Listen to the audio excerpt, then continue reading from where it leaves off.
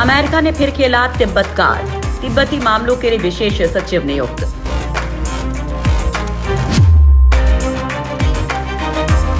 दोस्तों, चीन की बढ़ती चालबाजियों के बीच अमेरिका ने मन बना लिया है कि वो चीन को किसी भी तरह से नहीं बख्शेगा।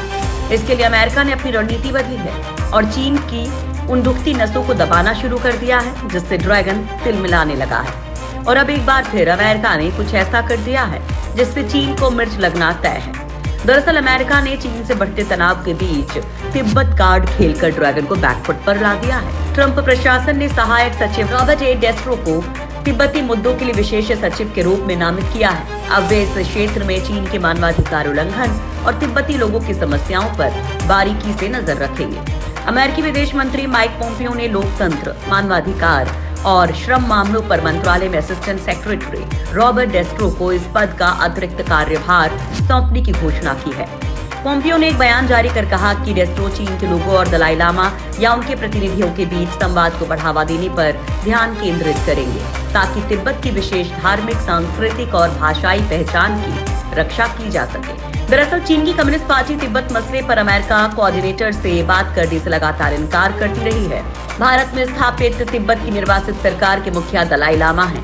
ट्रंप प्रशासन की सत्ता संभालने के बाद से तिब्बत मसले पर स्पेशल कोऑर्डिनेटर का पद खाली था, जिसे फिलहाल भर दिया गया है। चीन मामलों के जानकार विशेषज्ञों ने कहा कि अमेरिका के हाल के फैसलों से ड्रैगन का बौखलाना तय है। अभी 2 महीने पहले ही चीन ने चेंगडू में स्थित अमेरिकी वाणिज्यिक दूतावास को तिब्बत में जासूसी करने के आरोप में बंद किया था। अमेरिका के कदम से चीन को लगी मिर्ची। चीन ने अमेरिका की तरफ से तिब्बत मामले के लिए विशेष समन्वयक नियुक्त करने के कदम की कड़ी निंदा की है। चीन ने कहा कि वॉशिंगटन का ये कदम तिब्बत को अस्थिर करने की राजनीतिक जालसाजी है। डेस्ट्रो की नियुक्ति पर चीनी विदेश मंत्रालय के प्रवक्ता झाओ लिजियान ने कहा कि अमेरिका का कदम चीन के आंतरिक मामलों में हस्तक्षेप जैसा है। उन्होंने कहा, तिब्बत मामले पर कथित विशेष समन्वयक बनाना तिब्बत को अस्थिर करने की राजनीतिक जालसाजी है। लिजियान ने कहा कि हमारा विश्वास है कि तिब्बत का भविष्य बेहतर है। अमेरिका को तिब्बत के नाम पर चीन के आंतरिक मामलों में हस्तक्षेप या अस्थिर करना बंद कर देना चाहिए। चीन अपने हितों के लिए सभी जरूरी कदम उठाएगा।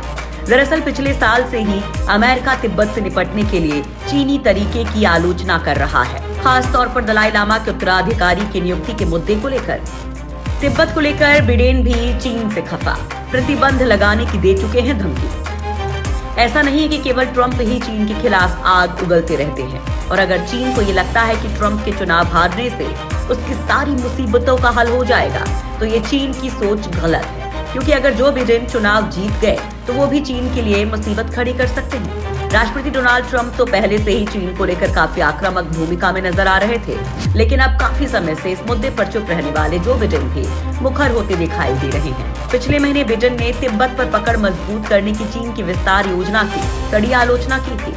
दरअसल कुछ समय पहले ही चीन के राष्ट्रपति ने तिब्बत की संस्कृति में कुछ बदलाव करने का जिक्र किया था। उनके बयानों का अर्थ सीधे तौर पर यह था कि तिब्बत के लोगों को चीन के ही कहने के मुताबिक चलना होगा। बिडेन ने चीन की इसी सोच पर हमला किया था। बिडेन ने कहा था कि अगर आने वाले राष्ट्रपति चुनाव में वो विजयी हुए तो उनका प्रशासन तिब्बत में मानवाधिकारों के उल्लंघन के लिए जिम्मेदार चीनी अधिकारियों पर प्रतिबंध लगाएगा। जो बिडेन ने यह भी कहा था कि उनके राष्ट्रपति बनने के बाद रेडियो फ्री एशिया और वॉइस ऑफ अमेरिका जैसी रेडियो सेवाओं में तिब्बत भाषा सेवा को भी शामिल किया जाएगा, तिब्बत के लोगों तक, जिससे दुनिया की जानकारी पहुंच सकेगी। इसके साथ ही सत्ता में आने पर तिब्बत के लोगों के समर्थन में कई अन्य कदम भी उठाए जाएंगे। चीन के खिलाफ कड़े शब्दों का इस्तेमाल करते हुए जो बिडेन ने ये भी कहा था कि अगर वो जीते तो तिब्बत से निष्कासित धर्मगुरु दलाई लामा से भी मुलाकात कर वो तिब्बत मामलों के लिए एक नया विशेष समन्वयक नियुक्त करेंगे, यानी चीन की मुसीबत कम नहीं होगी। दरअसल जब से राष्ट्रपति शी जिनपिंग ने तिब्बत पर नियंत्रण को विस्तार देने वाली अपनी योजनाओं की घोषणा की थी, तभी से ये माना जा रहा था कि वो यहाँ के स्थानीय लोगों के मानवाधिकारों का उल्लंघन करने से भी बाज नहीं आएगा। इसी वजह से जो बिडेन ने चीन की इस कोशिश को तिब्बत में जातीय अल्पसंख्यकों की विशिष्ट संस्कृति, भाषा और मान्यताओं को कुचलने की एक कोशिश बताया था। और अब ट्रंप सरकार ने तिब्बती लोगों की समस्या के लिए विशेष सचिव नियुक्त करके चीन को और भड़का दिया है।